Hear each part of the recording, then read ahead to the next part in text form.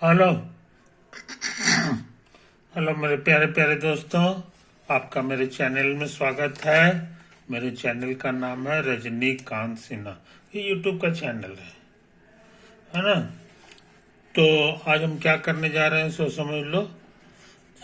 Central force in 10 lectures, यही यही मेरा टाइटल है वीडियो का, जिसमें हम करीब करीब ये 10 लेक्चर हम कर चुके हैं, लेकिन उसी में कुछ और काम करना है। तो उसी का नंबर हम दिए हैं 10-1, 10-2, 10-3। तो हमको लगता है 10-1 हो चुका है, ये 10-2 होगा।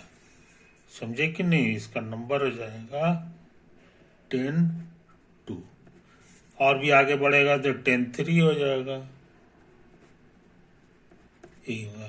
खैर, तो अब हम लोग जो है, पिछले वीडियो में हम क्या किए थे ये याद होना चाहिए तुमको। हम इसी तरह इस तस्वीर को गौर से देख रहे हैं, यही है कि नहीं? तो सेंटर ऑफ फोर्स हमारा पिछले में ये आज करना है 2.111, 2.110 जो है कर चुके हैं। तो उसमें मेरा सेंटर ऑफ फोर्स यहाँ पे होता था, समझे कि नहीं? यहाँ पे होता था।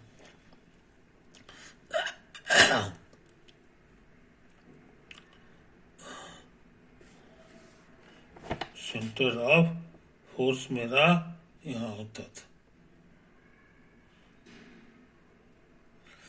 तो हम क्या निकालना चाह रहे हैं सो समझ लो। Consider a particle moving under the action of centre of force. Centre of force के तहत ये काम कर रहा है, और इसका ऑर्बिट जो है एलिप्स है। एलिप्स माने यही वाला है, समझे कि नहीं? इसका क्या इक्वेशन होता है तुमको याद होगा, x² by a² plus y² by b² is 1।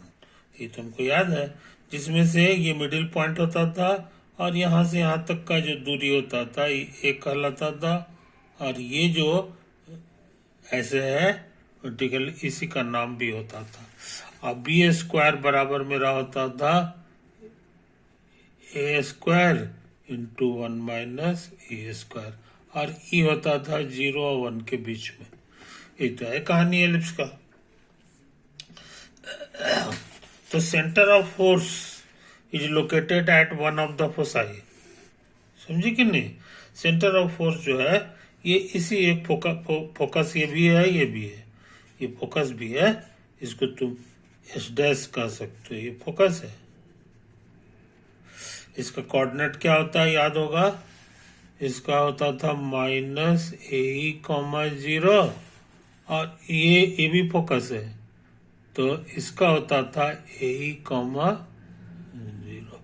यही तो है कहानी, यही है कहानी।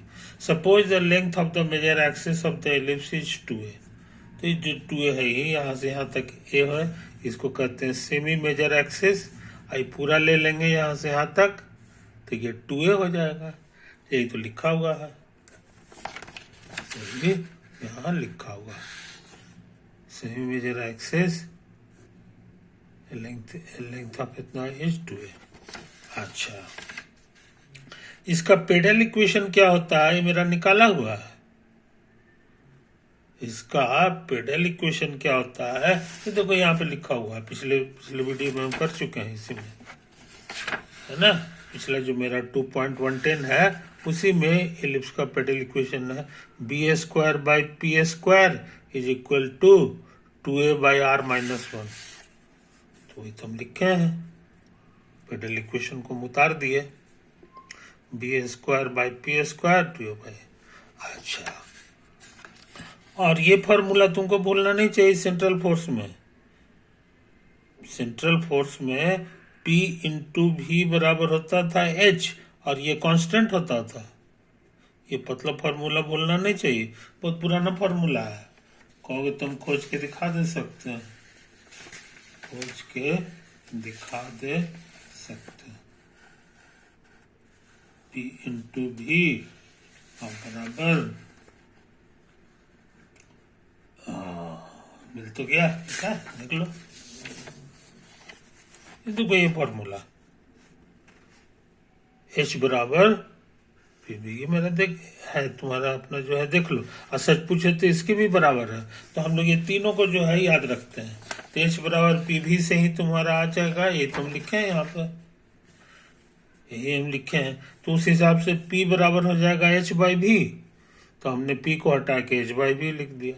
यहाँ लिखा हुआ भी है बाई अप्लाइंग 2.16, ये 2.17 था, है कि नहीं। इसी से जरा सा पहले आएंगे तब 2.16 होगा। इसलिए सब कुछ सही है, सब कुछ सही है। अच्छा, अब सुन लो, अब यहाँ पर हम लोग सुन लें, ये हो गया। तो डाटा भर दिया, सिंप्लीफाई करेंगे तो ये एच स्क्वायर ऊपर चला गया, तो हमको आ गया, सॉरी भी स्क्वायर ऊपर चला गया, तो B square by H square बराबर भी स्क्वायर आ गया, है कि नहीं। अब तुमको ये सिखा चुके हैं कि म्यू बराबर मेरा क्या होता है, A by B square H square, A by, हाँ क्या लिखे हैं,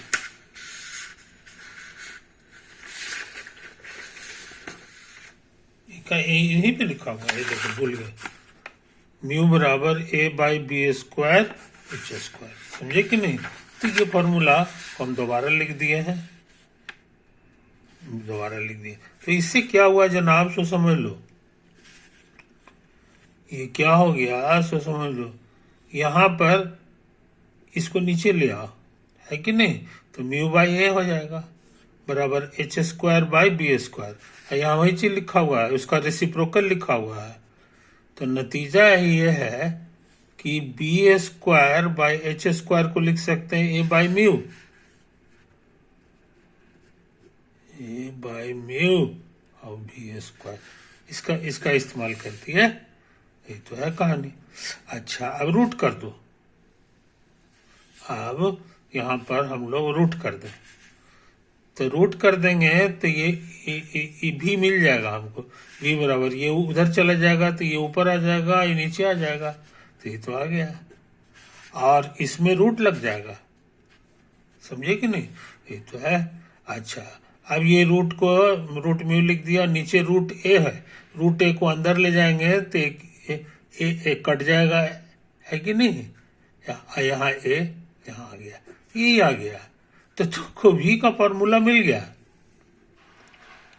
का भी का मतलब हो गया कि ये जो इसमें घूम रहा है, तो इसका यहाँ पर कितना वेलोसिटी होगा, मान लो ऐसे ऐसे करके ये घूम रहा है, तो इस दिशा में इसकी वेलोसिटी हो जाएगी टेंजेंशियल डायरेक्शन में।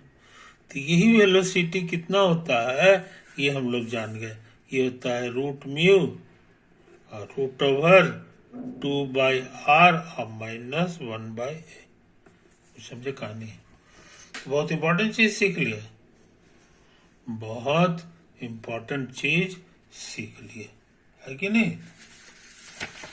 ये तो इस फोटो में बनाया गया है कि ये वेलोसिटी है, ये हो गया, ये सेंटर ऑफ फोर्स है, वेलोसिटी हो गया, है कि नहीं। अच्छा, तो वेलोसिटी के बारे में हम लोग जान गए। अच्छा, एरियल वेलोसिटी कितना होता है ये तुमको याद होगा, ये जो ऐसे ऐसे चलता है, तो चलते चलते मान लो कि थोड़ी देर बाद यहाँ पहुंच गया, थोड़ी देर, तो ये जो एरिया है सेक्टोरियल एरिया होता है, समझे कि नहीं। तो ये किस रेट से बढ़ रहा है इसी को हम लोग जानना चाहते हैं, इसी को कहा जाता है एरियल वेलो, एरियल नहीं, एरिया,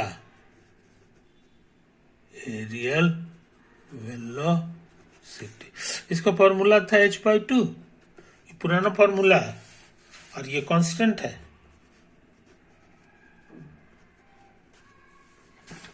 समझे कि नहीं।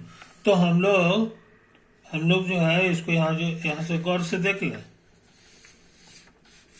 गौर से देख,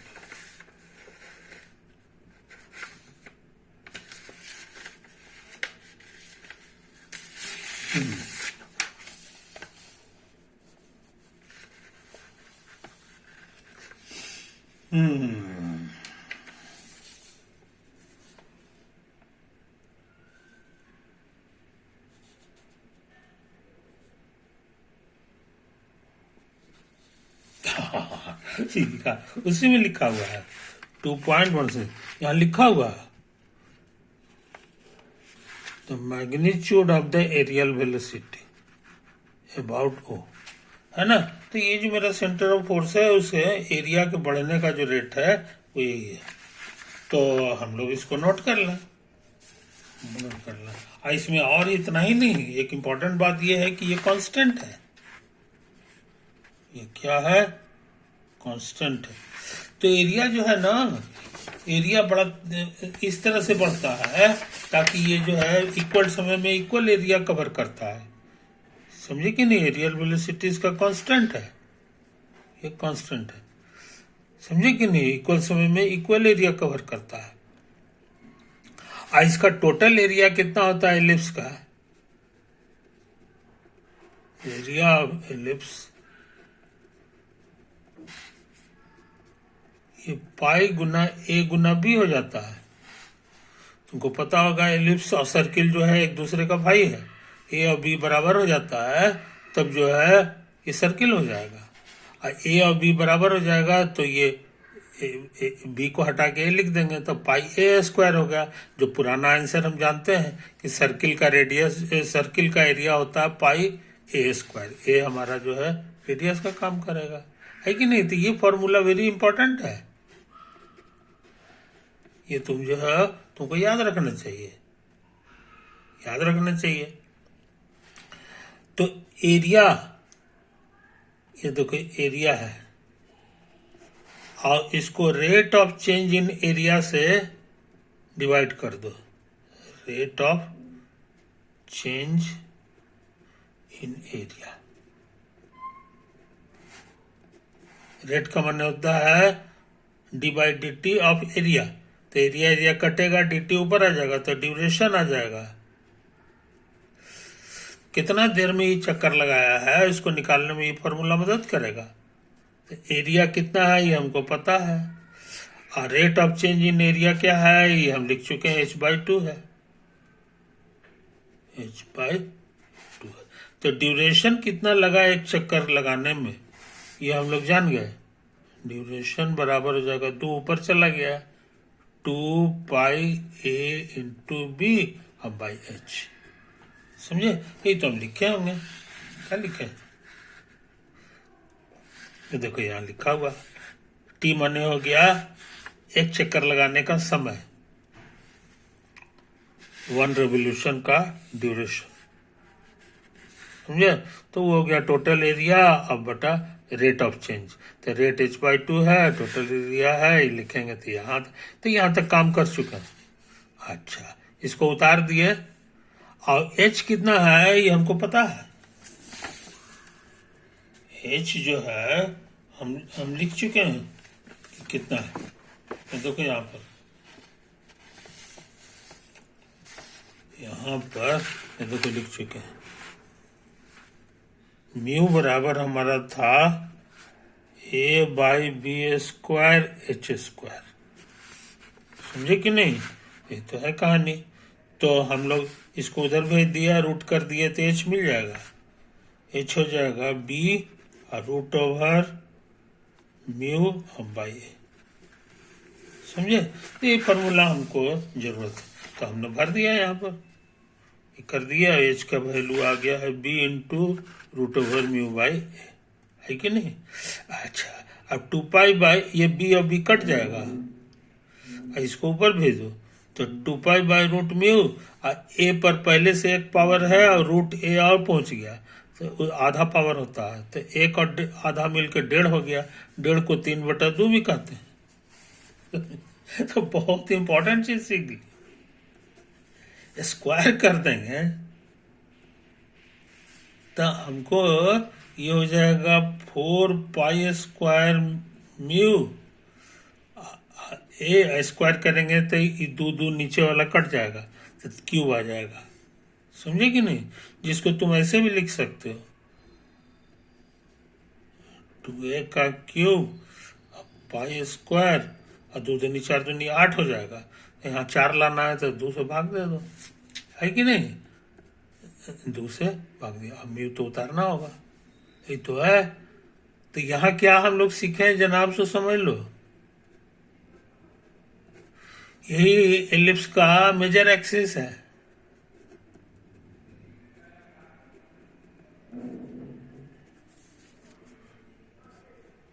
अब याद रखो कि कुल मिलाकर के प्लेनेट में हमारा 7 को जो है प्लेनेट है, 7 planets,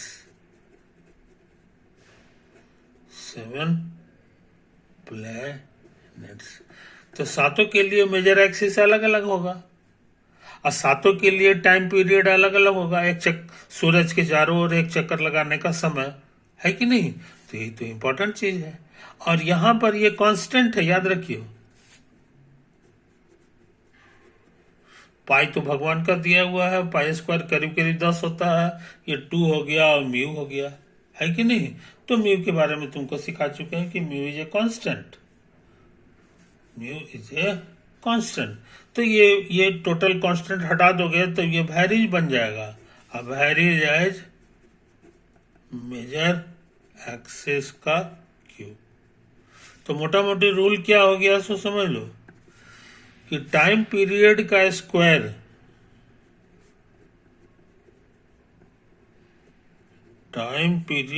square is proportional to major axis, major axis का क्यूब। यानी सातों प्लैनेट के लिए इतना बटे इतना कांस्टेंट होगा।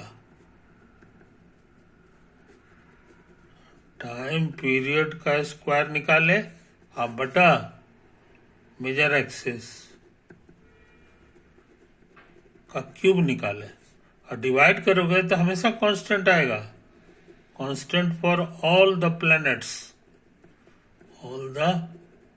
प्लैनेट्स, समझे। तो केपलर का रूल तुमको सिखाए थे, तो केपलर जो है एक्सपेरिमेंट कर करके पता लगाया था। तो केपलर 3 को नियम पता लगाया था। एक नियम था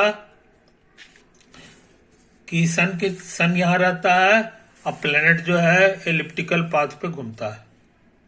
दूसरा नियम था कि रेट इसका जो है ना, rate of change in sectoral area हमेशा कांस्टेंट होता है, तो वो भी हम तुमको प्रूफ कर दिया। और उसके बाद जो है तीसरा नियम उसका यही था, 3 लॉज था उसका। वो एक्सपेरिमेंट करके पता लगाया था कि टाइम पीरियड का स्क्वायर बटे मेजर एक्सिस का क्यूब कांस्टेंट होता है सब प्लैनेट्स के लिए, समझे कि नहीं, वो चेंज नहीं करता है। तो केपलर का 3rd नियम जो है न्यूटन के पढ़ाई के अनुसार एकदम सही है कि जरूर ऐसा होगा, क्योंकि हम जो डेरिवेशन उन्होंने किया है उसके अनुसार से सही है। तो यही वो कैलकुलेशन है जिसके आधार पे सब कुछ सही हो गया, न्यूटन महान आदमी हो गए। यही सब बात उन्होंने अपनी एक किताब लिखा जिसका नाम था प्रिंसिपिया।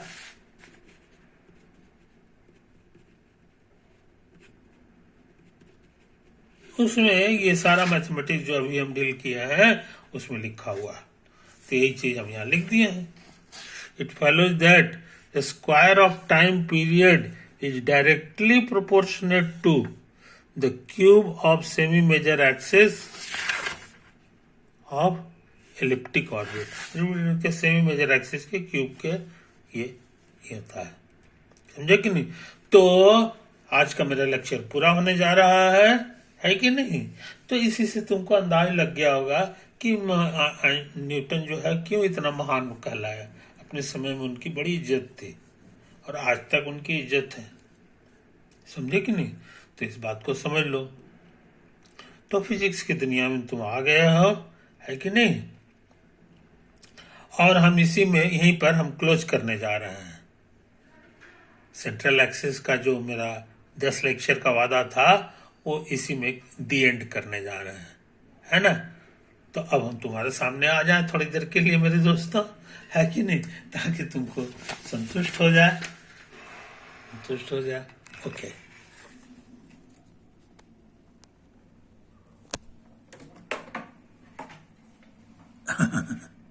तो यही सब कहानी है मेरे दोस्तों। तो हमको उम्मीद है कि तुमको जो है मेरा ये वीडियो पसंद आया होगा।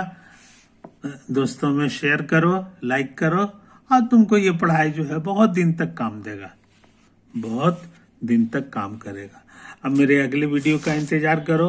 अभी हम ये नहीं भेद खोलने जा रहे हैं, ये अगला वीडियो मेरा किस टॉपिक पे होगा, है कि नहीं। लेकिन कोई एडवांस टॉपिक पर ही हम लोग बात करेंगे, है कि नहीं।